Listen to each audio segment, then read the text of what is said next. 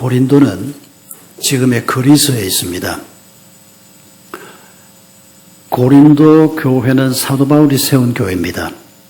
그리고 사도 바울은 지금 어디에서 이 고린도 편지를 쓰고 있는 거 하니까 에게해 바다 건너편에 있는 터키 땅 서쪽 해변 도시인 에베소에서 지금 이 편지를 쓰고 있습니다. 그러니까 그리스하고 터키가 이 에게해 바다를 놓고 서로 마주보고 있는 도시입니다. 여러분, 이 말씀이 고린도 교회 성도들에게만 주어진 말씀은 물론 아닙니다. 그러나 고린도 교회 성도들에게 너희가 먹든지 마시든지 하나님의 영광을 위해서 살아라, 이렇게 말씀하신 것은 의미가 있습니다. 왜냐하면 고린도 교회는 한마디로 참 신앙생활하기 어려운 그런 도시였습니다. 지금 현재 우리가 알고 있는 아데네라고 하는 도시가 있지 않습니까? 아데네에서 서쪽으로 한 64km 정도 떨어져 있습니다. 한 1시간 정도 거리에 이 도시가 있습니다. 그리고 이 도시는 그 당시 그 지역 이름이 아가야라고 하는 주인데 이 주의 수도였습니다. 그 당시에는 이 도시가 그 지역에서 가장 큰 도시였습니다. 그리고 해안 도시입니다. 여러분, 2000년 전에 도시가 해안 도시란 말은 오늘 부산이나 인천 같은 해안 도시하고는 전혀 종류가 다릅니다. 왜냐하면 여러분, 그때는 비행기가 없던 때입니다. 기차도 없던 때입니다. 그러니까 해안 도시라고 하는 말은 가장 중요한 교통수단이 되던 가장 중요한 교통 지점이 되는 곳이라는 얘기입니다. 배로 가지 않으면 먼 곳을 갈 수가 없었습니다. 그러니까 해안 도시란 말은 수많은 사람들이 모이는 곳입니다. 수많은 배들이 정착하는 곳입니다. 수많은 인종들이 모여드는 곳입니다. 각양 인종들이 모여드니까 자기가 섬기는 우상을 또 전부 들고 들어옵니다. 그러니까 이런 큰 도시에는 수많은 신전이 또 함께 만들어지게 됩니다. 그 당시에 배들은 못을 쓰지 못한 배들입니다. 그러니까 2000년 전에 조선술이 발달이 안 돼 있으니까 못을 쓰지 못하고 나무를 연결을 하려고 하면 어떻게 했겠습니까? 홈을 팝니다. 홈을 파고 나무를 이 홈에다 집어넣어서 악교를 집어넣어서 연결을 하는 겁니다. 여러분, 아무리 악교가 잘 발달된 품질이 좋은 악교라고 해도 이게 물속에 떠 있습니다. 그러니까 배를 타고 지중해를 가로질러 갈 수 없을 정도로 배가 일주일, 2주일 물속에 있을 수가 없었습니다. 조선술 자체도 부족했지만은 배 자체가 물속에 오래 있을 수가 없었습니다. 여러분, 사도행전에 보면 사도 바울이 마지막에 로마를 향해서 갈 때 그 배가 유라굴로 광풍을 만나는 기록이 남아 있습니다. 그런데 여러분, 그 기록에 사도행전에 이런 기록을 보신 기억이 납니까? 광풍 속에서 열 며칠 동안 아주 생명을 건 실험을 합니다. 그런데 그때 사공들이 무슨 작업을 하는 거 아니까 그 광풍 속에서 배 몸 전체를 밧줄을 가지고 감는 작업을 했던 기록이 사도행전에 남아 있습니다. 별로 중요하지 않은 소리가 대충 읽고 넘어갑니다만은 여러분, 왜 그 광풍 속에서 배가 그래도 제법 크지 않습니까? 그 배를 목숨을 걸고 광풍 속에서 배 전체를 밧줄을 가지고 묶어내는 작업을 합니다. 왜 그럴까요? 악교가 풀어지는 겁니다. 여러분, 악교가 풀어지면 광풍 속에서 배가 그냥 스르르 분해가 되어버리면 다 죽는 겁니다.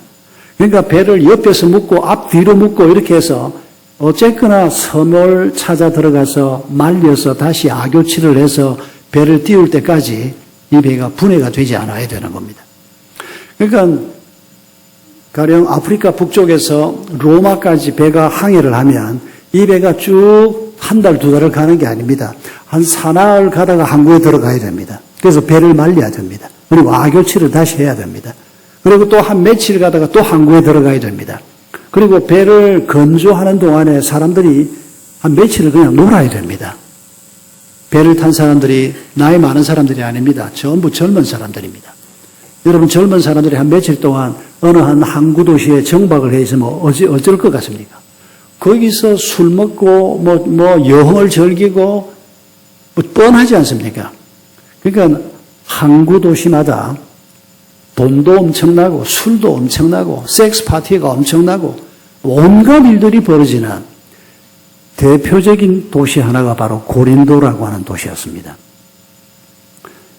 여러분, 우리가 좀 한적한 시골에서 농사 짓고 내가 주일날 교회 가고 싶으면 교회 가고 못된 인간들도 별로 안 보고 이렇게 사는 사람이 신앙생활 하기가 좋겠습니까? 아니면 복잡하게 얽혀 돌아가는데, 여러분, 고린도에서 내가 장사를 한다고 생각을 해보십시오. 온갖 인종들이 와서 그냥 우상을 섬기는 사람, 못된 인간, 돈 좀 있다고 뻐기는 인간, 잡다한 인간들이 들어와서 내 가게 들어와서 물건을 사가고, 저 인간들을 내가 돈을 좀 벌려고 하면 주일날도 문을 좀 열어야 되는데, 이런 유혹이 많은 이런 도시가 신앙생활을 하기가 좋겠습니까? 정답은 다 어렵습니다. 그런데 얼핏 생각하면 복잡한 도시보다는 시골이 좀 나을 것 같다는 생각은 우리에게 듭니다. 그런데 시골에서 잘할 사람은 도시에서도 잘하고 도시에서 안 되는 사람은 시골에 갖다 놔도 안 됩니다. 결국은 우리가 문제인데, 근데 얼핏 보면 이 복잡한 도시에 살고 있는 사람들에게 지금 편지를 보내고, 그리고 이 사람들이 가지고 있는 문제를 고린도전서에서 여러 가지 지적을 합니다, 바울이. 다른 교회는 문제가 없었냐? 아닙니다. 다 문제가 있었습니다. 그럼에도 불구하고 고린도 교회가 지적받는 문제를 보면 맨 먼저 언급되는 게 뭡니까? 분파 문제입니다. 아니, 조그마한 교회입니다. 이 고린도에 있는 교회가 커봐야 100명이 되지 않았을 거라고 전문가들이 얘기할 정도로 누구 집에서 모이고 있고 누구 집에서 모이고 있고, 우리 구역 같은 겁니다. 이런 것들이 몇 개 모이고 있고 다 합해봐야 어른이 100명이나 됐을까? 전문가들이 이렇게 얘기할 정도의 작은 교회입니다. 초기 교회입니다. 그런데 이 사람들이 같이 모이면 나는 베드로한테 세례받았다. 나는 아볼로한테 세례받았다. 나는 바울한테 받았다. 이러면서 분파가 일어납니다. 여러분, 하나님은 우리가 하나됨을 좋아합니다.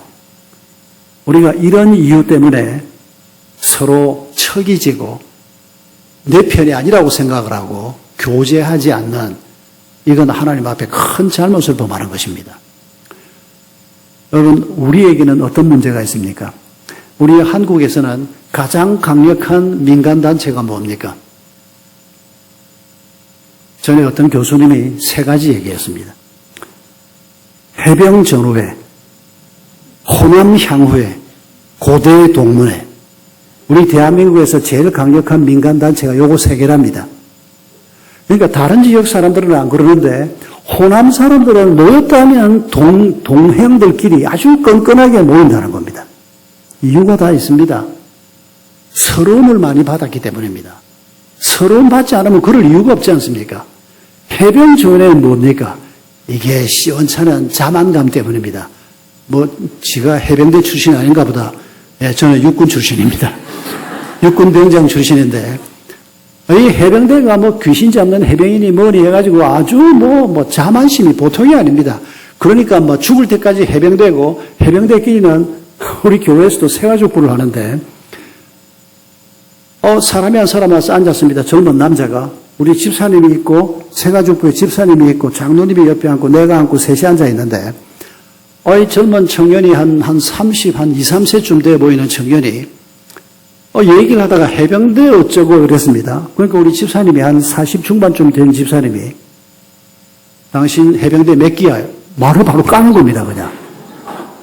깜짝 놀랐습니다. 육군 출신은 나로서는 이해가 되지 않는. 그러니까 이 사람이 해병대 출신이라는 걸 그 순간에 우리가 다 느꼈는데, 그러니까 우리가 한 40 중반 된 집사가 나이가 한 10살 이상 차이가 나는 젊은 사람 같아 보이니까, 해병대 몇 기야?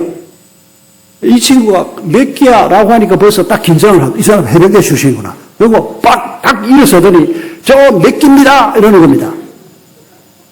그러니까 우리 집사님이, 나 몇 기야? 하는데 기수 차이가 엄청나더라고요. 그러니까 이 친구가 딱 일어서더니 경례를 탁 갖다 붙이면서 아주 꼴불견이더만요. 근데 하는 짓이 이뻤습니다. 자기들끼리 해병대 출신이라고 까부는데 보기가 나쁘진 않았습니다. 여러분, 우리가 살면서 고향 사람들끼리 친할 수 있고, 같은 학교 출신들끼리 친할 수 있고, 취미가 비슷한 사람이 친할 수 있고, 나이가 비슷한 사람도 친할 수가 있습니다. 그런데 중요한 건 뭔가 하니까 이게 분파가 되면 안 된다는 겁니다. 분파가 뭡니까? 다른 사람을 배격하는 겁니다. 자기들끼리 똘똘 뭉쳐서 이걸 개토화하는 겁니다. 여러분, 이게 우리 사회 안에 많습니다. 요즘 우리 사회가 안고 있는 큰 문제 중에 하나는 극우, 극자들의 문제입니다. 여러분, 우리가 정치 이슈를 놓고 보수적인 사람 있을 수 있습니다. 진보적인 사람 있을 수 있습니다. 너는 보수냐, 너는 진보냐? 뭐 서로 생각이 다를 수 있습니다. 제 아내하고 저는 평생 동안 대통령을 같이 찍어본 적이 별로 없습니다. 항상 의견이 나뉩니다. 우리 집사람은 좀 보수 쪽으로 가고 저는 약간 진보 쪽으로, 제 스스로는 진보가 아니고 중도라고 얘기를 하는데, 그것 때문에 우리 부부싸움 한 적 없습니다. 당신은 뭐 그 사람이 좋겠다 싶으면 그 사람 찍어. 근데 나는 그 양반보다는 이 양반이 더 잘할 것 같아. 한 번도 싸워본 적 없습니다. 분파가 되지는 않았다는 소리입니다. 그런데 여러분, 이 동네는 어떻습니까? 분파의 징조가 많이 보입니다. 나는 누구 이런 성향을 지지하는데 저 양반은 저런 성향을 지지해. 우리가 그리스도 안에서 서로 생각이 좀 다를 수 있습니다. 그리고 뭐 그럴 수 있지 이러고 살면 문제가 없는데 저 양반은 틀렸어. 여러분, 오늘 우리 지금 보수적인 교회 안에 이런 바람이 강하게 불고 있습니다. 심지어 어떤 목사 하나는 어디까지 가는 거 아니까 그 양반이 우파 지지하는 거 문제 없습니다. 저는 그 사람 지지하는 사람 지지하진 않지만은 뭐 우파가 될 수도 있고 좌파가 될 수도 있습니다. 공산주의자만 아니라면. 그런데 문제는, 이 목사님의 문제는 뭔가 하니까 자기가 우파를 지지하는데 자기하고 같은 정치 성향이 아니면 구원 못 받는다고 얘기하는 양반이 있습니다. 그 목사님이 크게 잘못하는 겁니다. 우파가 될 수도 있고 진보가 될 수도 있지만은 여러분, 그걸 가지고 신앙과 연계해서 말하는 사람, 이런 사람 만나거든 아이고 저 양반 틀렸다. 그 정도 분별력은 우리에게 있어야 됩니다. 여러분, 우리가 지금 현재 내 상황에서 고린도 교회하고 비교를 하면서 내가 어떤 분파에 속해 있나, 아니 내가 속한 그룹이 분파가 되고 있지는 않나, 이거 우리가 깨어 기도해야 되는 부분입니다. 그 외에도 많이 지적되고 있습니다. 분파 말고 또 뭐를 지적합니까? 재판하는 문제. 신자끼리 고소해서 재판하는 문제를 지적합니다. 성적인 문제에 대한 지적이 있습니다. 여러 가지 문제가 고린도 교회에 언급이 되고 있습니다. 여러분, 이게 오늘 현대사회에서도 그대로 문제가 되는, 교회 안에도 여전히 남아있는 죄악입니다. 그런데 이런 문제가 많아 보이는 교회를 놓고 사도 바울이 한마디로 이렇게 얘기하지 않습니까? 야, 이것들 신앙생활 하는 거 보니까 이건 안 되겠다. 이건 뜯어치워버리고 이건 아예 없는 셈 치고 새로 교회를 하나 세워야 되겠다. 이렇게 말씀하시는 게 아니고, 너희가 먹든지 마시든지 하나님의 영광을 위해서 살아라. 이렇게 말씀하십니다. 연약한 줄 알면서도 그들이 죄도 짓고 실패도 경험하고 있는 걸 사도 바울이 뻔히 알면서도 너희들이 어떻게 해서든지 먹든지 마시든지 하나님의 영광을 위해 살아라. 이게 모든 교회가 받은 명령입니다. 모든 그리스도인들이 받은 명령입니다. 여러분, 우리가 어떻게 하면 하나님의 영광을 위해서 살 수 있을까요? 우리가 하나님의 영광을 위해서 산다는 말은 가장 크고 아름다운 일을 위해서 산다는 뜻입니다. 하나님의 영광을 구하면 우리도 그 영광에 참여하게 될 것입니다. 그런데 하나님의 영광을 위해서 산다는 말이 너무 표현이 커서 무슨 의미인지 잘 모를 때가 많습니다. 여러분, 다른 말로 바꾸면 하나님을 기쁘시게 한다라고 하는 뜻입니다. 내가 하나님을 기쁘시게 하면 나도 기뻐하게 될 것입니다. 하나님이 기뻐하시면 모든 일들이 아름답게, 균형 있게, 평화롭게, 안정적으로 만들어지게 될 것입니다. 하나님이 보시기에 좋았더라라고 말하면 모든 것들이 제대로 작동하고 있다는 뜻입니다. 그걸 우리는 하나님의 영광이라고 표현하는 겁니다. 오늘 본문에 보면 먹든지 마시든지 하나님의 영광을 위해서 행하라, 살아라 이렇게 말씀하는데 이게 무슨 뜻일까요? 우리가 하나님의 기쁨을 위해서 산다고 하면 우리가 전부 신학교 가서 목사가 되거나 선교사가 되어야 된다는 뜻일까요? 아닙니다. 하나님이 그걸 원하시는 게 아닙니다. 전부 다 신학교 가면 손은 누가 키울 겁니까? 하나님이 절대 그걸 원하는 게 아닙니다. 하나님이 어떤 사람을 신학교로 부르는 것처럼 어떤 사람은 주부로 부르고 어떤 사람은 공무원으로 부르고 어떤 사람은 사업을 하는 사람으로 부르고 어떤 사람은 농부로 부르고 우리 각자가 우리의 은사에 따라서 각기 다른 사람으로 하나님이 부르십니다. 우리가 부름을 받은 그 자리에서 내 일을 통해서 그리고 그 일을 하는 나라고 하는 존재가 어떻게 하나님을 기쁘시게 할까? 이게 오늘 우리가 생각하려고 하는 중요한 주제라는 것입니다. 먼저 우리가 기억해야 할 것은 우리가 무엇든지 다 할 수 있지만은 그런데 성도가 할 수 없는 일이 있습니다. 여러분 그리스도인 농부라고 하는 말이 가능합니까? 물론입니다. 그런데 그리스도인 깡패라고 하는 말은 가능할까요? 불가능합니다.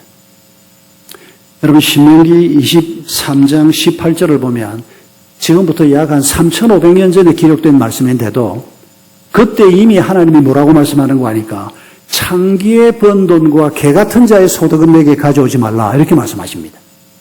뭐든지 우리가 할 수 있다는 게 아니라는 겁니다. 오늘 하나님께서 말씀을 하신다면 여기에 덧붙여서 뭐라고 얘기할까요?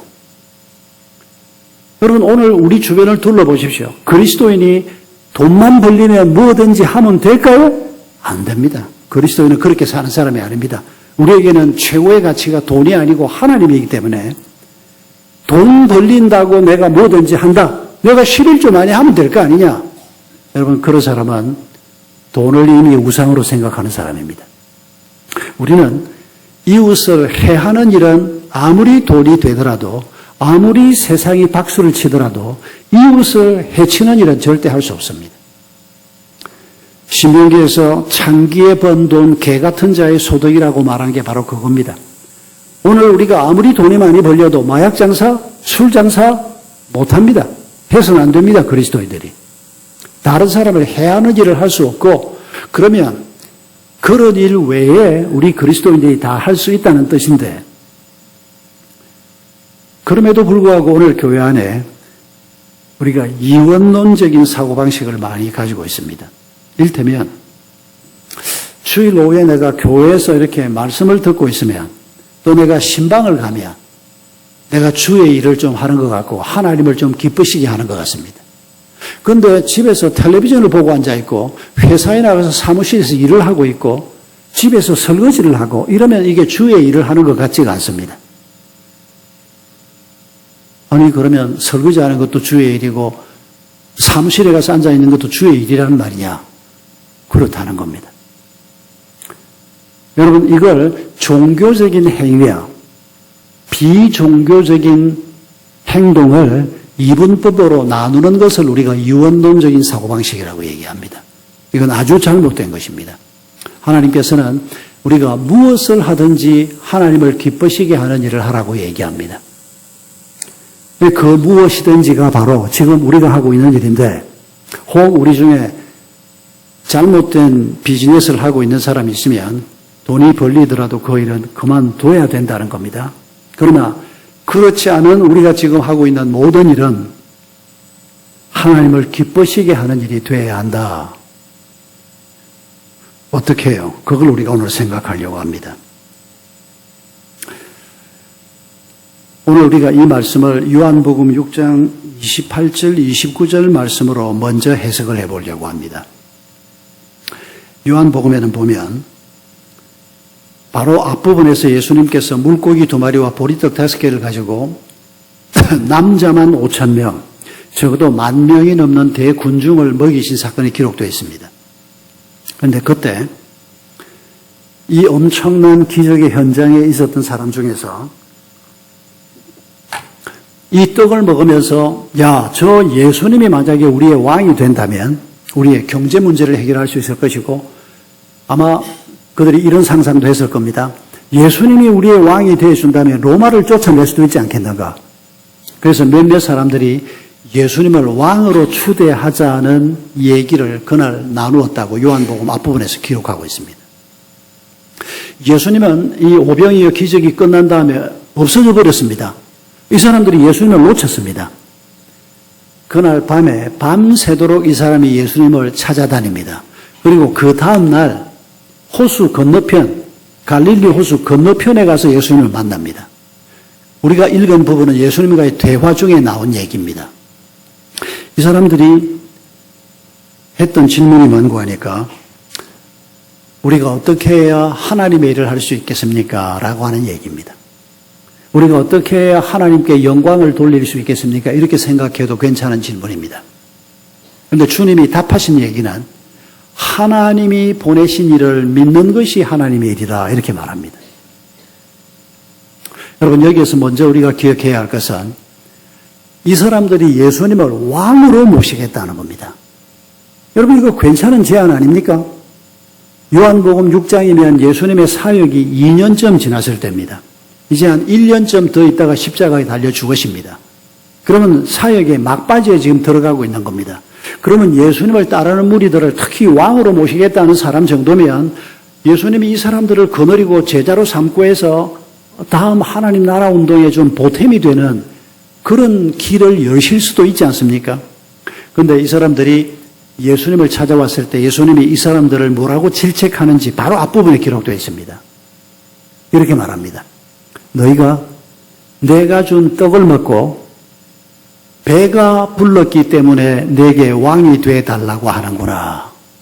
여러분 이 말을 오해하시면 안 됩니다. 어떤 오해를 하는 거 하니까 이 사람들이 경제적인 문제를 가지고 예수님께 왕이 되어달라고 말하는 것 자체는 잘못이 아닙니다. 대통령이 돼서 여러분 왕이나 대통령이나 시장이나 이런 중요한 지위에 있는 사람이 백성들이 먹고 사는 문제에 대한 관심이 없다면 이건 잘못된 겁니다. 그러면 예수님이 이 사람들을 책망하고 왕이 되어달라는 말을 거절했던 이유가 뭘까요? 예수님은 우리가 밥을 먹는지 안 먹는지 관심이 많습니다. 자식인 우리가 밥을 굶는데 하나님이 마음이 편하겠습니까? 그러면 금식 기도가 효과가 있는 이유가 뭔가 하니까 우리가 밥을 안 먹고 딱 앉아서 기도를 하면 하나님이 깜짝 놀랄 수밖에 없지 않습니까? 저게 무슨 일 때문에 밥도 안 먹고 저러나? 저게 무슨 일 때문에 밤에 잠도 안 자고 저러나? 하나님이 관심을 가질 수밖에 없는 겁니다. 그런데 하나님께서 그럼에도 불구하고 이 사람들이 왕이 되어달라고 하는 말을 거절하는 것은 예수님은 그저 우리의 경제 문제나 해결하기 위해서 오신 분이 아니기 때문입니다. 예수님의 계획은 훨씬 큰 계획입니다. 우리가 시작할 때는 그냥 밥이나 제대로 먹고 살았으면 좋겠다. 그런 마음으로 우리가 교회 출석을 시작해도 그 마음을 평생 가지고 가면 안 됩니다. 하나님은 경제 문제뿐 아니라 우리의 질병 문제뿐 아니라 우리의 영혼까지도 해결하시려고 하는 엄청난 하나님의 계획이 있음을 우리가 보지 못하면 진정한 그리스도인이 될 수 없다는 것입니다. 그러면 우리 예수님께서 하나님이 보내신 자를 믿는 것이 하나님의 일이다. 바로 예수님 자신을 두고 하는 얘기입니다.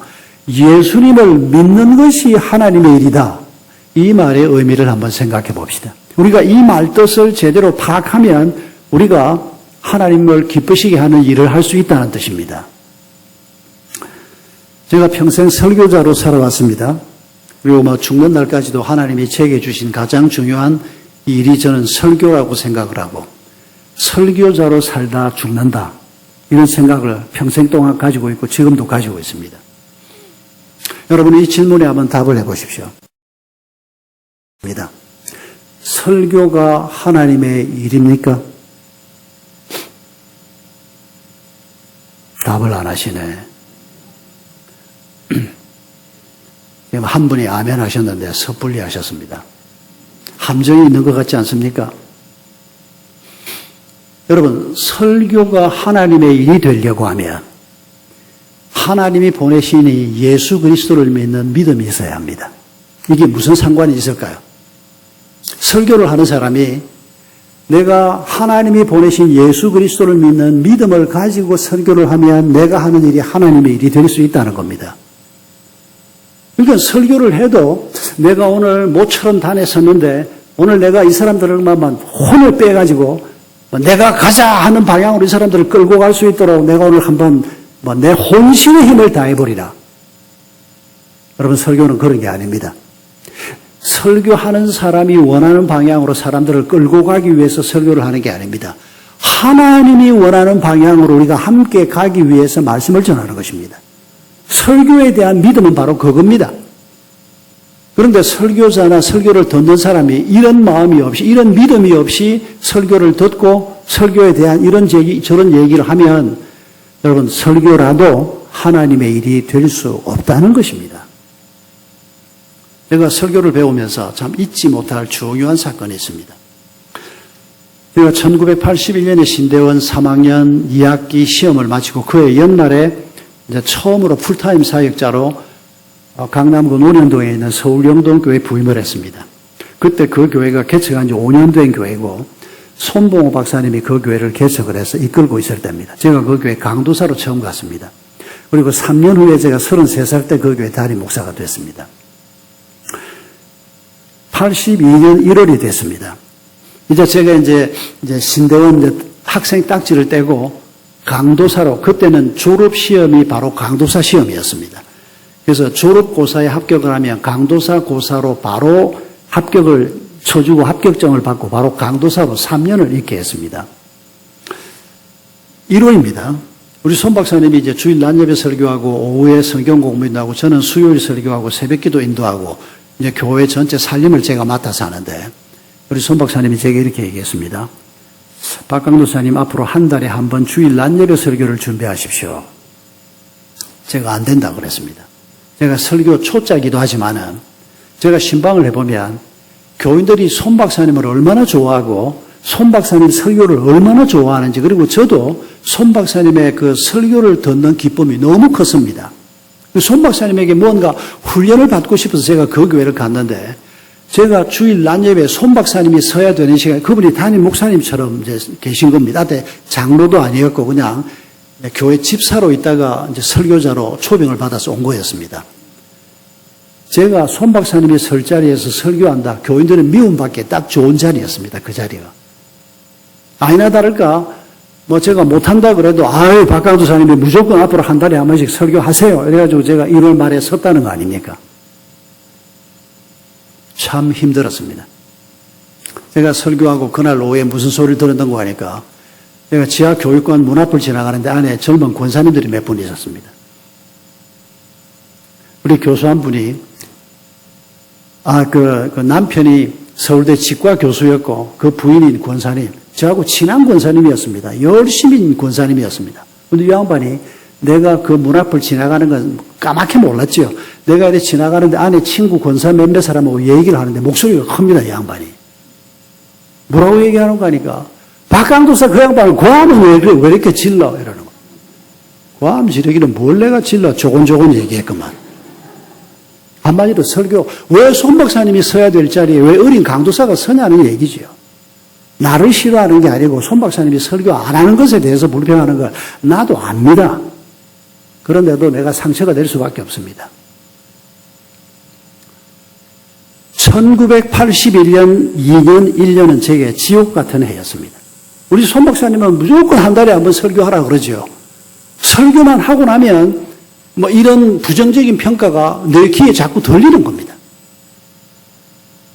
손 박사님처럼 설교를 할 수가 없지 않습니까? 제가 아직 경험도 없는 사람인데. 그때 제가 처음으로 내가 정말 목사가 될 수 있을까? 그런 고민을 하기 시작했습니다. 그러면서 열심히 준비했죠. 거기다가 손 박사님이 또 맨 앞자리에 딱 앉아 있지 않습니까?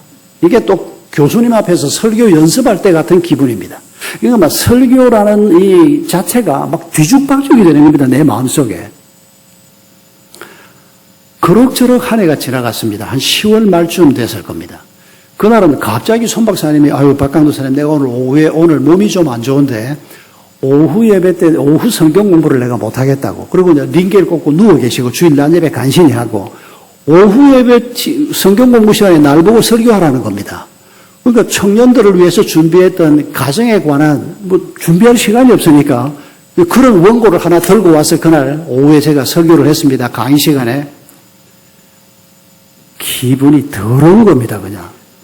준비도 제대로 못하고 그냥 청년들 위해서 한 강의안을 들고 올라가서 했으니까 너무 어른들을 대상으로. 아주 기분이 너무 나빴습니다, 그냥. 마음에 안 들었습니다, 제가 설교한 게. 그리고 집에 들어가면 또 와이프가 또 오늘 설교가 어땠고 저땠고 그때만 해도 그거 하고 있었습니다. 한 1년 하고 제가 여보 그만두자. 이러다가 우리 둘 사이 나빠지겠다. 그래서 1년쯤 하고 그만두었는데 집에 들어가야 싫은 겁니다. 그래서 오후 성경 공부 끝나고 교인들 다 집에 가고 제가 제 혼자 제 서재에 앉아 있었습니다. 앉아 있는데 베일이 울리는 겁니다. 그 전화는 제 방 직통 전화였습니다. 그 번호는 우리 장로님들만 알고 교육자만 알고 제가 그때 중고등부를 맡고 있었는데 중고등부 교사들만 아는 번호입니다. 회사, 교회, 사무실 전화가 따로 있고 제 방에 2회선이 들어와 있는 거죠. 그런데 내 방 직통 번호가 울리는 겁니다. 그때는 핸드폰이 없을 때 아닙니까? 집사람이 빨리 안 온다고 전화를 했나고 전화를 들었는데 우리 중고등부의 제일 큰 누님, 은 집사님이 전화를 했습니다. 제가 30살이었을 때 그분이 한 40살쯤 되신 우리 중고등부 교사 중에서 제일 나이가 많은 분이었습니다.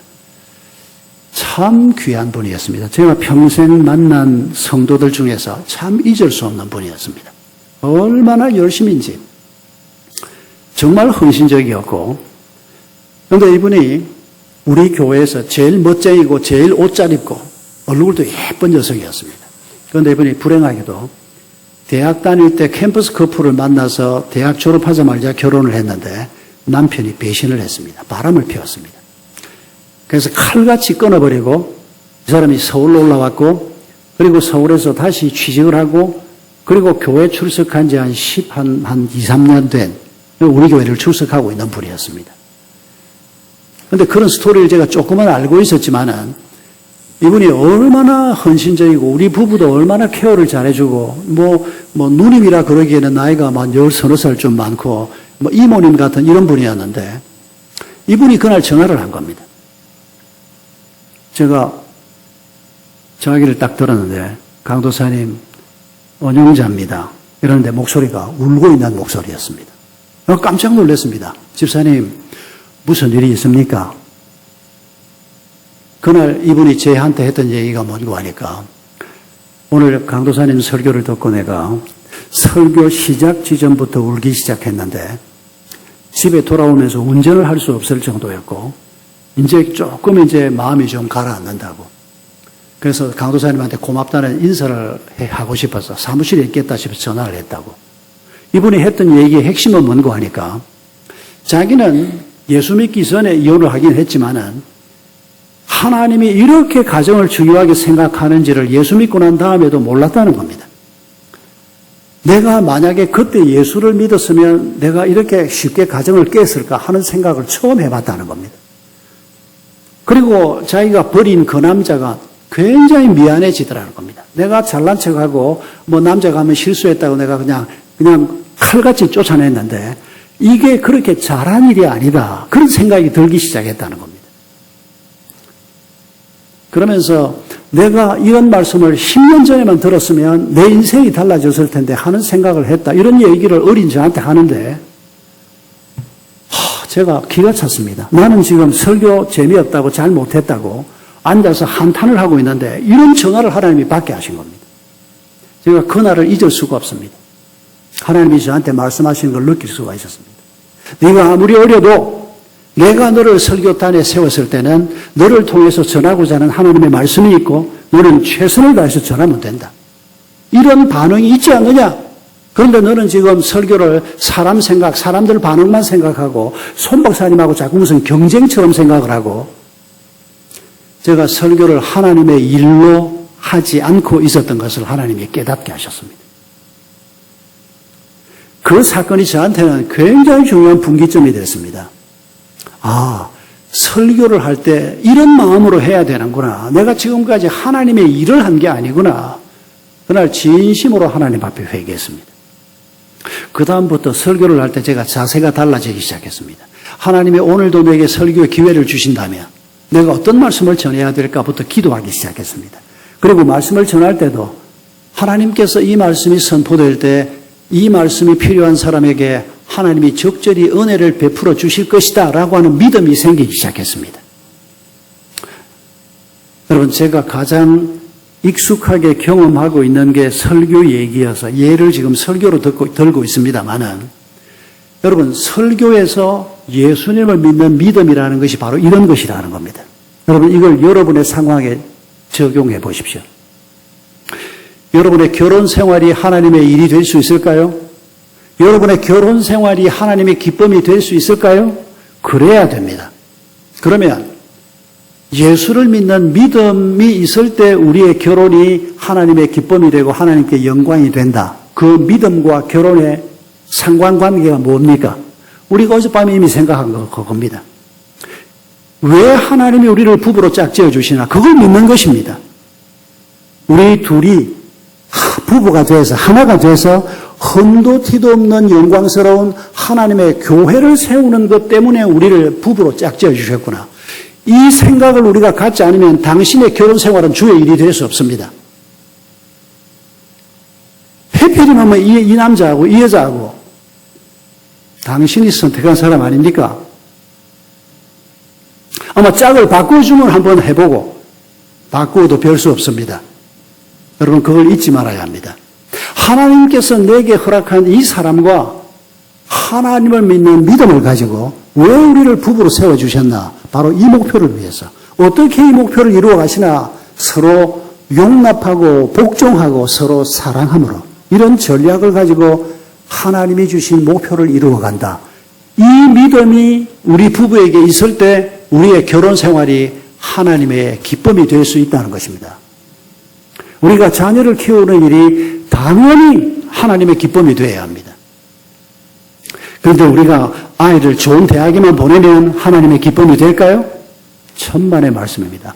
하나님을 그런 수준 정도로 생각하면 하나님을 우상 수준 정도로 생각하는 겁니다. 여러분, 하나님이 부모인 우리가 자녀를 바라볼 때 어떤 우리의 부모가 가진 어떤 태도를 보고 기뻐하겠습니까?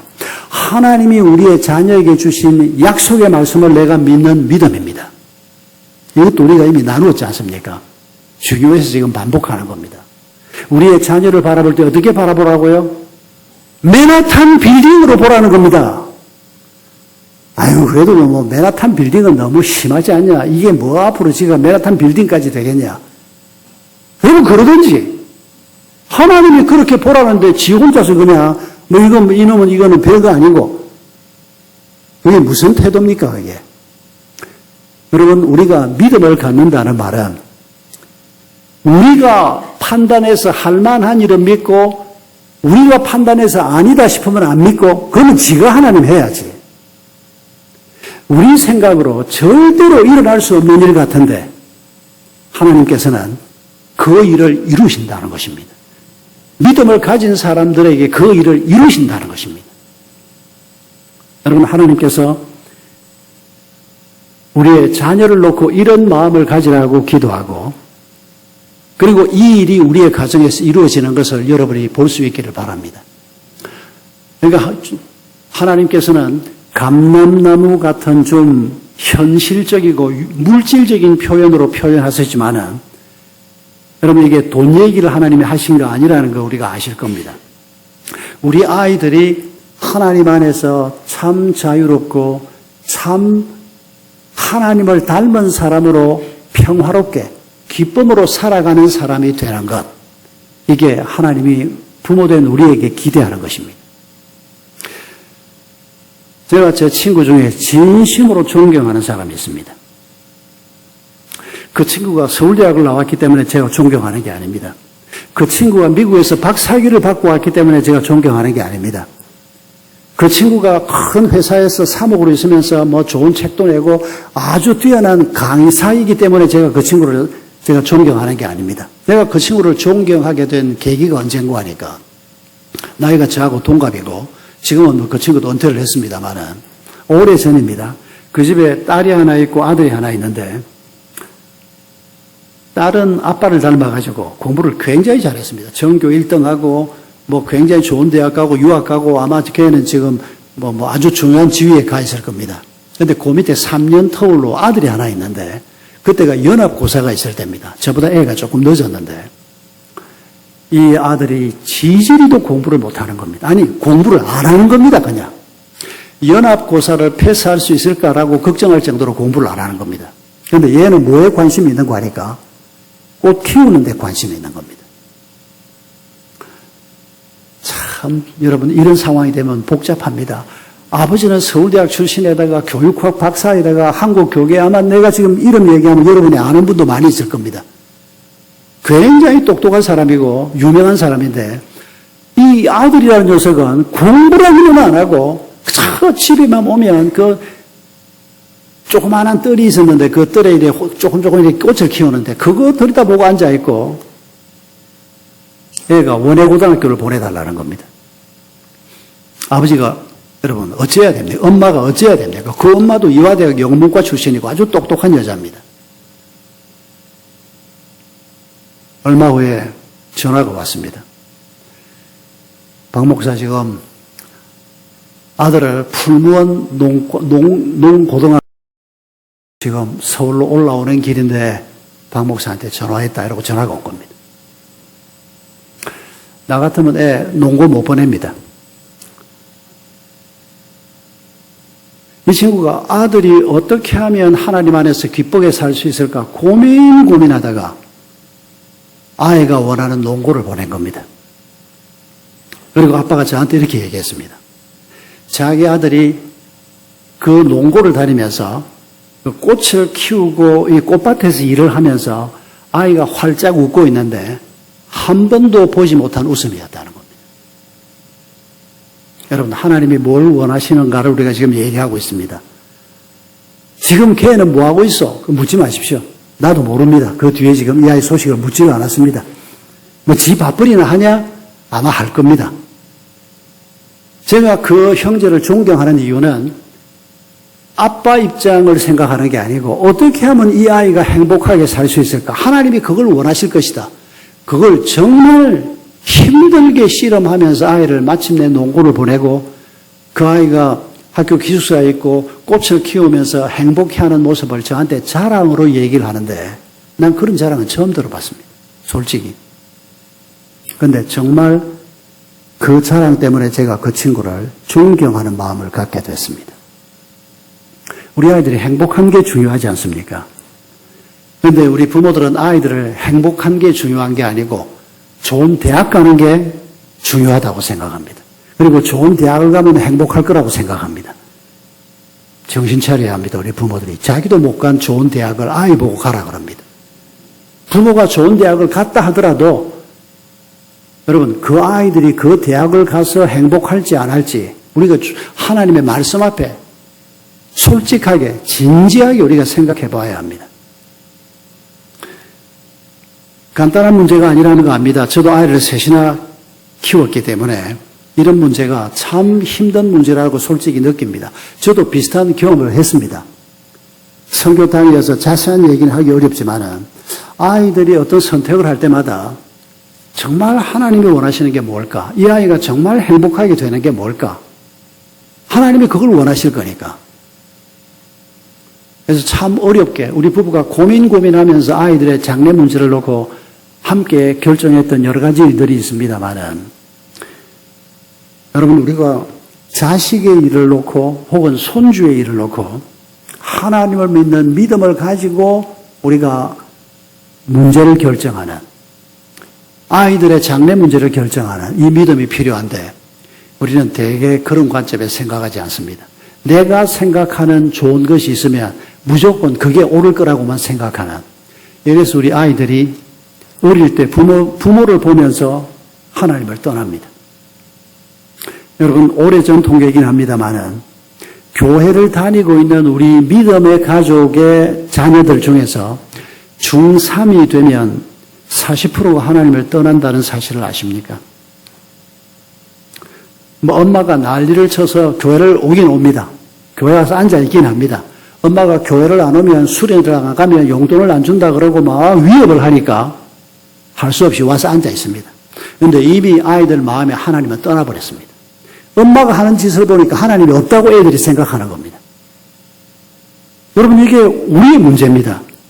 여러분 아이한테 너 오늘 예배 빠지면 이번 달 용돈 없어? 그런 미친 소리 하면 안 됩니다. 여러분, 그게 얼마나 잘못된 말인지 부모가 깨닫지를 못합니다. 협박을 하는 겁니다, 애들을. 그러니까 애가 뭐 엄마가 돈 안 주면 지가 힘드니까 할 수 없이 그냥 가서 앉아있지만은 이미 엄마의 그런 강압적인 태도 때문에, 아빠의 그런 강압적인 태도 때문에, 그런 공갈 때문에 마음이 탁 다칩니다. 그리고 앉아서 목사님이 열심히 설교를 하는데 목사님한테 카톡 문자를 보냅니다. 목사님, 고함 좀 그만 치세요. 목사님이 왜 이렇게 설교가 깁니까? 그 나중에 목사가 보니까 설교하는 중에 여러 놈이 그런 문자를 보낸 걸 받고 저한테 들고 온 겁니다. 목사님, 기도해 주세요. 그러고 저한테 그걸 들고 온 겁니다.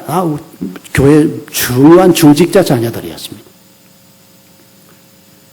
참 간단한 일이 아닙니다만은 여러분, 우리의 자녀가 이미 다 자라서 떠났으면 이제는 우리가 기도하는 거 말고는 뭐 다른 방법은 없는데, 아직 자녀가 어리고 우리 곁에 있다면 여러분, 그 자녀들을 우리가 위협하거나 그 자녀들에게 우리가 압력을 가해서가 아니라 정말 그리스도의 사랑으로 아이들을 사랑해주고 정말 하나님 입장에서 아이들의 편이 돼주고, 그렇게 해서 아이들이 부모를 보면서 우리 엄마가 저런 거 보니까 하나님도 굉장히 너그럽겠구나, 이렇게 하나님을 배워가게 되는 이 아이들을 우리가 소중하게 다루어야 하는 겁니다. 얼마 전에 어떤 엄마가 쓴 글을 제가 읽었습니다. 중3짜리 딸이 있었습니다.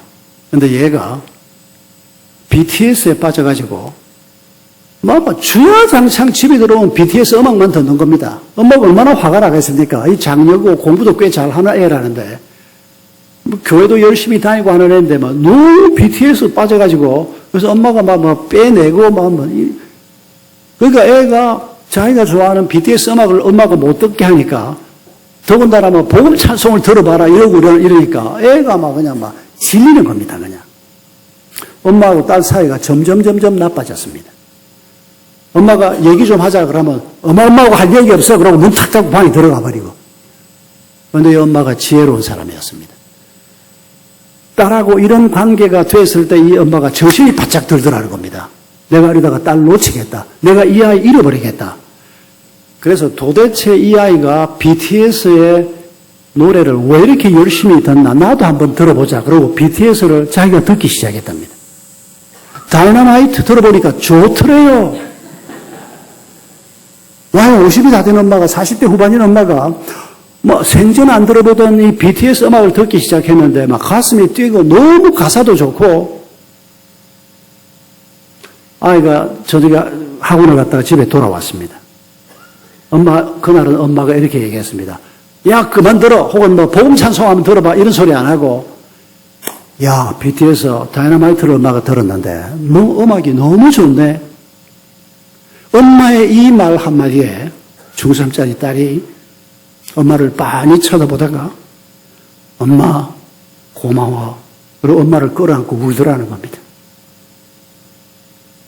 긴 말이 뭐 필요하겠습니까? 엄마가 이제 내 마음을 좀 이해를 하는구나. 그 소통이 이루어지면서 아이가 울더라는 겁니다. 그러고는 딸하고 전혀 다른 방법으로 둘이 같이 BTS 음악을 듣기도 하고, 그러다가 엄마가 슬쩍, 야, 엄마는 클래식 좋아하는데 너 이거 한번 들어봐. 애가 들을까요? 안 들을까요? 위협을 할 때는 들을 마음이 없습니다. 그런데 엄마가 정말 자기를 이해해주고 자기가 좋아하는 음악을 자기 때문에 듣게 되고, 그리고 좋아하게 되고, 그러니까 엄마가 좋아한다는 음악 짱 재미없지만은 엄마하고 같이 엄마가 좋아하는 음악을 듣기 시작하는 겁니다. 엄마하고 대화가 되기 시작하는 겁니다. 여러분, 우리가 자녀의 문제를 놓고 하나님을 믿는 믿음을 갖는다는 말은 바로 이런 겁니다.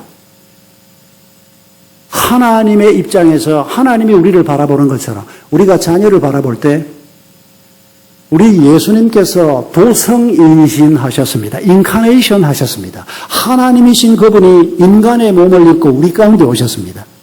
우리가 10살짜리 아이, 15살짜리 아이를 우리가 가정에 데리고 살면 우리가 15살짜리 아이의 눈높이에서 그 아이를 이해하고 그 아이하고 대화하는 이런 태도가 믿음입니다. 그런데 우리가 이걸 배우려고 하지 않습니다. 오히려 애들한테 압제만 하려고 합니다.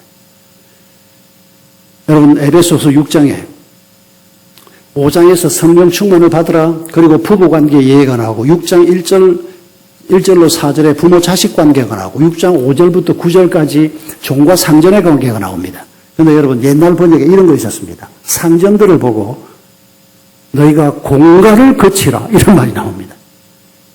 지금 요즘 개혁에는 위협하지 마라 이렇게 번역한 게 주 번역인 것 같은데 옛날 개혁에는 공갈을 거치라 이렇게 번역했습니다. 힘이 좀 있으면 협박합니다. 위협합니다. 부부 사이에도 이런 태도를 가진 남편들이 있고 또 이런 태도를 가진 아내가 얼마든지 있습니다. 부모가 힘이 좀 있으면 아이들을 위협을 하려고 합니다. 공갈을 치려고 합니다. 용돈 안 줘? 그게 무슨 말도 안 되는 소리입니까? 그런 유치한 짓을 해가지고 애를 어떻게 키우려고?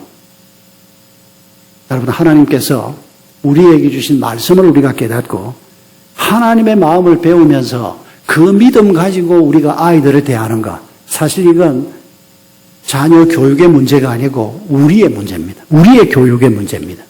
우리가 이렇게 자라가면서 아이들도 함께 자라는 것입니다. 여러분, 돈을 어떻게 벌어야 할까요? 돈을 어떻게 써야 할까요? 돈을 어떻게 벌면 하나님이 기뻐하시고 돈을 어떻게 쓰면 하나님이 기뻐하실까요? 여러분, 우리가 이거 배워야 합니다. 믿음을 가지고 생각할 줄 알아야 합니다. 돈 많이 벌어서 내가 11조, 10에 2조, 3조 하면 될 거 아니야. 그건 믿음으로 하는 말이 아닙니다.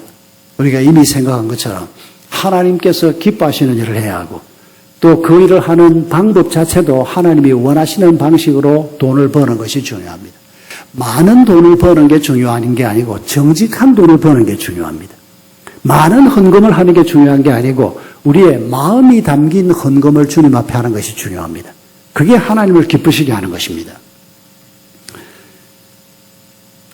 여러분, 야고보서 4장 13절 이하를 보면 우리가 꼭 기억해야 될 중요한 삶의 태도를 가르치고 있습니다. 야고보는 예수님의 친동생으로 알려져 있는 분입니다. 이분이 그 당시 1세기 당시의 성도들에게 편지를 쓴 게 야고보서입니다. 그런데 거기 보면 한 사업가 얘기를 합니다. 어떤 사업가가 어떤 도시에 가서 내가 한 1년쯤 거기에 머물면서 돈을 좀 벌어보겠다 이런 계획을 가지고 있는 사업가 얘기를 합니다. 이 사람이 거기에서 무슨 사업을 할 것인지는 언급이 없습니다. 그냥 어떤 사업가가 어떤 도시에 가서 돈을 좀 벌어봐야 되겠다. 여기까지만 얘기해놓고 이 사람을 공격을 합니다. 뭐가 문제일까요? 돈을 좀 벌어봐야 되겠다가 문제입니까? 돈 벌어야 될 거 아닙니까? 그게 문제가 아닙니다. 여러분, 야고보서 4장 13절을 보면 사도가 뭘 지적하는 거 아닐까? 이 사람아, 너는 아침 이슬 같은 존재인데, 아침 이슬은 풀잎에 이슬이 맺혀 있다가 해가 뜨면 곧 없어지고 맙니다. 그거 아침 햇살에 비춰지면 싹 없어지고 마는 게 아침 이슬입니다. 우리가 아침 이슬 같은 존재인데 그 다음 말씀이 뭡니까? 네가 말하기를 내가 주의 뜻이면 이렇게 해보리라 할 것이거나 네가 주의 뜻은 생각하지 않고 네 혼자서 지금 계획을 세워서 내가 어디에 가서 뭐를 해서 돈을 좀 벌어봐야 되겠다. 주의 뜻을 놓쳐버린 사업가, 주의 뜻을 생각할 줄 모르는 그리스도인, 이건 악한 생각이다.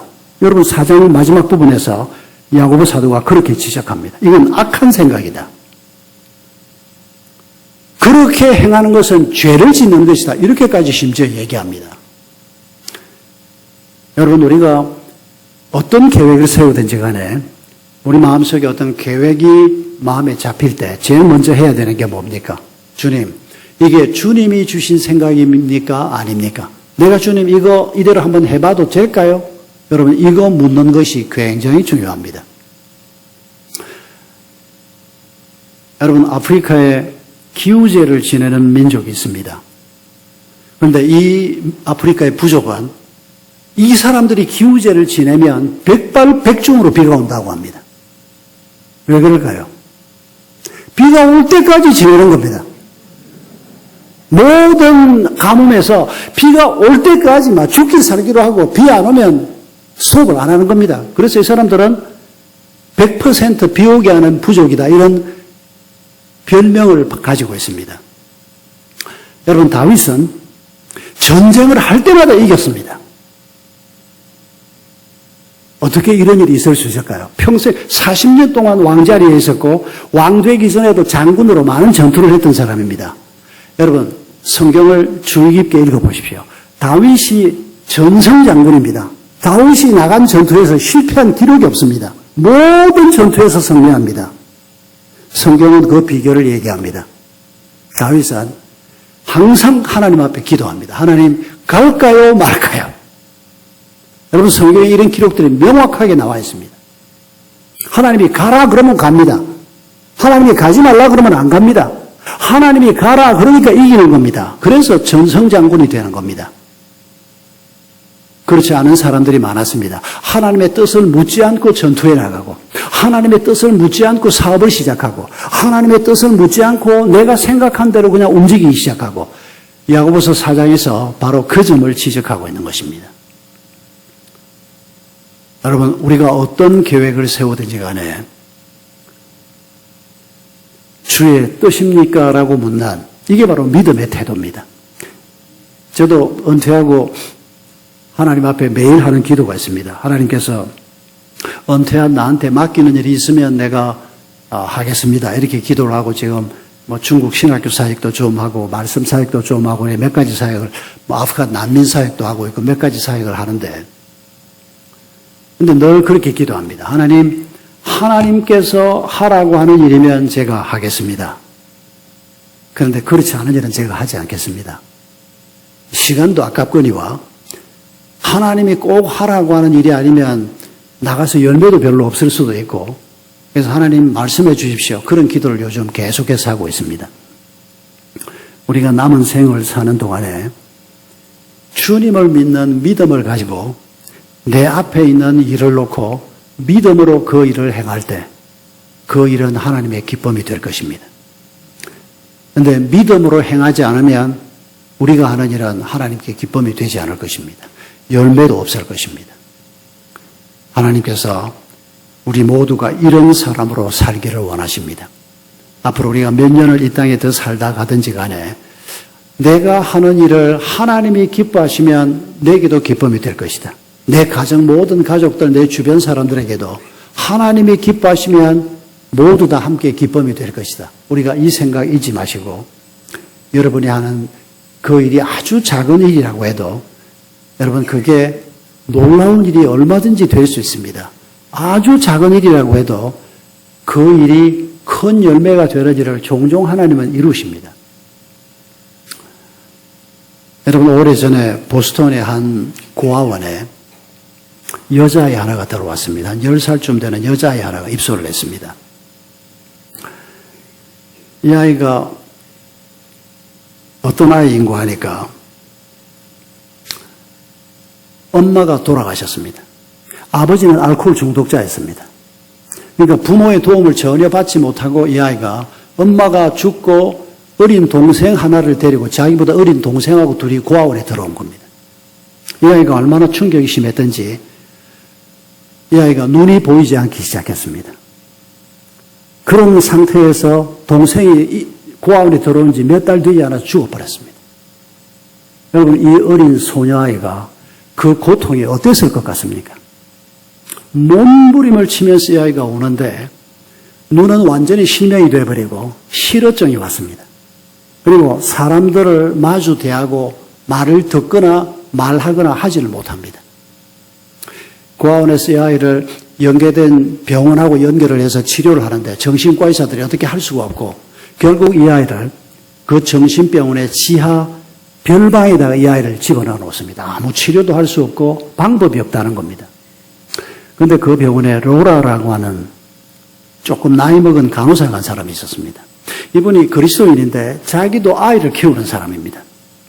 그런데 자기 환자도 아닌데 그런 아이가 지금 하나 들어와서 독방에 있다는 얘기를 듣고 한번 가보니까 너무 딱하기 짝이 없습니다. 이제 뭐 한 10살, 11살밖에 안 된 이 어린 아이가 그 감방에 들어와서 뭐 음식을 갖다 줘도 잘 먹지라고 감방 같은 병실에 들어와가지고 아이 로라 마음속에 하나님께서 뜨거운 마음을, 믿음의 마음을 불러일으켰습니다. 그리고 원장을 찾아갑니다. 원장님에게 내가 저 아이를 좀 돌보면 안 되겠냐. 원장이 그렇게 하라고. 아무도 돌볼 사람이 없는데 로라가 그날부터 이 아이를 매일 찾아갑니다. 일과 중에도 찾아가고 일과가 끝나면 찾아가기도 하고 아이한테 우유를 들고 가거나 아이들이 좋아할 만한 비스켓이나 이런 걸 들고 가서 아이한테 말을 겁니다. 네 엄마가 어떤 사람이었냐? 네 동생은 어떤 사람이었냐? 너 나한테 너희 가족 얘기를 좀 해볼래? 애가 쳐다보지도 않습니다. 귀는 들리니까 말하는 쪽으로 쳐다볼 수 있는 애가 아예 쳐다보지도 않습니다. 음식을 갖다 놓으면 한 몇 시간 후에 가보면 그 맛있는 아이들이 좋아할 만한 음식인데도 손도 안 댑니다. 하루, 이틀, 사흘 지나는데 계속해서 이 로라는 이 아이에 대한 안타까운 마음을 가지고 기도하는데 어느 날 가니까 애가 비스켓을 하나 먹었습니다. 됐다. 그런 생각이 들더라는 겁니다. 그러니까 이 아이 입장에서도 뭐 엄마도 아니고 이모도 아니고 낯선 사람이 매일 자기한테 와서 말을 걸어주고 먹으라 그러고 조금씩 이 아이가 마음을 열기 시작한 겁니다. 그리고 로라가 얘기를 하면 어느 날부터 얼굴을 돌리기 시작했습니다. 그리고 얘기에 귀를 기울이고 고개를 끄덕이기 시작했습니다. 여러분, 이 아이가 살아나기 시작했습니다. 자기에게 관심을 주는, 자기에게 사랑을 주는 한 사람 때문에 이 아이가 실어증이 있어 해방이 됐습니다. Yes, no 몇 마디를 하기 시작하더니 얘가 말을 하기 시작했습니다. 그리고 음식을 먹기 시작했습니다. 그리고 이 로라의 도움으로 이 맹인 학교에 들어갔습니다. 그리고 그 맹인 학교에서 열심히 공부를 했습니다. 이 아이가 맹인 학교를 1등으로 졸업을 했습니다. 그리고 어떤 신문사의 도움으로 이 시각장애인들이 수술을 받는 기회가 생겼는데 수술을 했는데 귀한 수술이 성공을 한 겁니다. 시력이 희미하지만은 눈이 나쁘지만은 일단 맹인 신세를 면하고 시력이 회복이 됐습니다. 그리고 학교를 졸업을 했습니다. 취직을 해야 됩니다. 로라는 그 사이에 돌아가셨습니다. 그런데 이런 사랑을 받은 이 젊은 여성이 신문 광고를 딱 보았는데 그 신문 광고에 뭐라고 써놨는가 하니까 말하지 못하고 듣지 못하고 보지 못하는 6살 어린아이가 있습니다. 이 아이의 가정교사가 필요합니다. 이런 광고가 나 있었습니다. 이 광고를 딱 보는 순간에 내가 이 아이한테 가야 되겠다. 근데 주변에 친구나 모든 사람이 다 말렸습니다.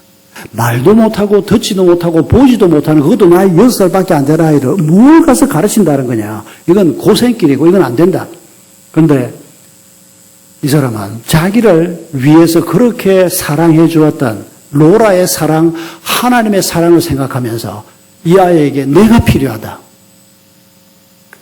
그렇게 가서 이 아이하고 평생 동안 같이 삽니다. 여러분 벌써 짐작하실 겁니다. 그 아이가 누군지. 바로 그 유명한 헬렌 켈러가 그렇게 탄생이 됩니다. 그리고 이 헬렌 켈러의 선생이었던 이분은 바로 설리반 선생입니다. 우리가 헬렌 켈러만 기억을 하지 로라도 기억하지 못하고 설리반 선생도 잘 기억하지 못합니다. 그런데 이 평범해 보이는 그리스도인들이 하나님이 주신 믿음 가지고 자신이 할 수 있는 작은 일 하나를 한 겁니다. 그리고 로라는 그러다가 자기가 애썼던 아이가 어떻게 됐는지도 모르고 돌아가셨습니다. 그런데 이 아이는 또 어떤 사람의 가정교사가 됐습니다. 그리고 그렇게 키운 그 아이가 장애인으로서는 처음 하버드 대학에 들어가서 공부를 하게 되고 여러분 그 헬렌 켈러가 한국에도 왔다 갔다 하는 거 아십니까? 일제치하에서 엉망진창이 되어 있는 이 나라에 와서 여러분 나 같은 사람도 살고 있습니다. 여러분은 이 현실에서 여러분이 일어서야 합니다 하고는 연설을 한국에 와서 하고 갔습니다.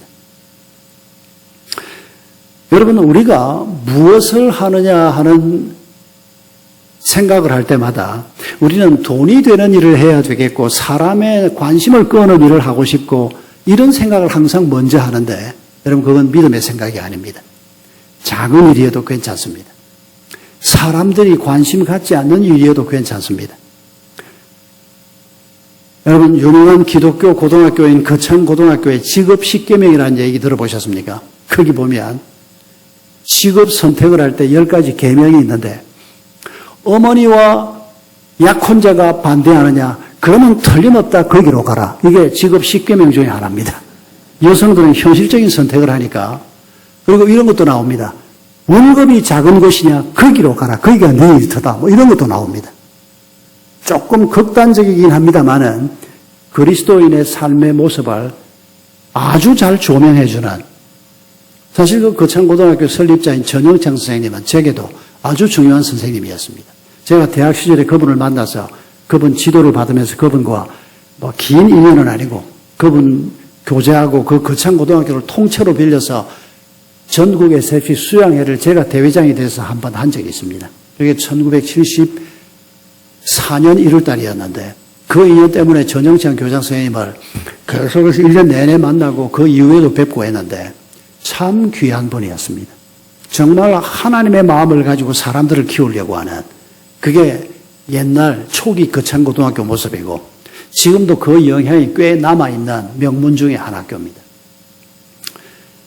여러분 우리가 앞으로 얼마나 더 살다 가든지 몇 년을 더 살다 가든지 우리가 하는 일이 사람들 보기에 중요한 일이든지 중요한 일이 아니든지 간에 여러분 우리가 하는 그 일이 하나님의 기쁨이 되는 일이 될 수 있기를 주의 이름으로 축복합니다. 그러다 우리가 작은 일 하나를 했는데 그 일이 일어난 다음에 그게 또 뭐 엉뚱한 일로 더 커져가는 이런 걸 우리가 천국 가서 볼 수도 있을 것입니다. 하나님께서 너무 멋지신 분이기 때문에 이 부족한 우리를 하나님이 얼마든지 영광스럽게 쓰실 수 있는 분입니다. 여러분 오늘도 우리가 이런 믿음을 가지고 우리의 삶에 없는 것을 한탄하고 섭섭해하기보다 우리에게 주신 믿음이 얼마나 소중한가를 생각하고 그 믿음을 가지고 내가 걸어갈 수 있는 삶의 길이 무엇인가를 말씀 속에서 잘 찾으면서 앞으로 우리의 삶이 하나님의 기쁨이 되는 삶이 되기를 주의 이름으로 축복합니다. 그리고 그게 우리 모두에게도 기쁨이 되는 우리 새손교회가 그런 공동체가 되기를 주의 이름으로 축복합니다. 우리 함께 기도하십시다.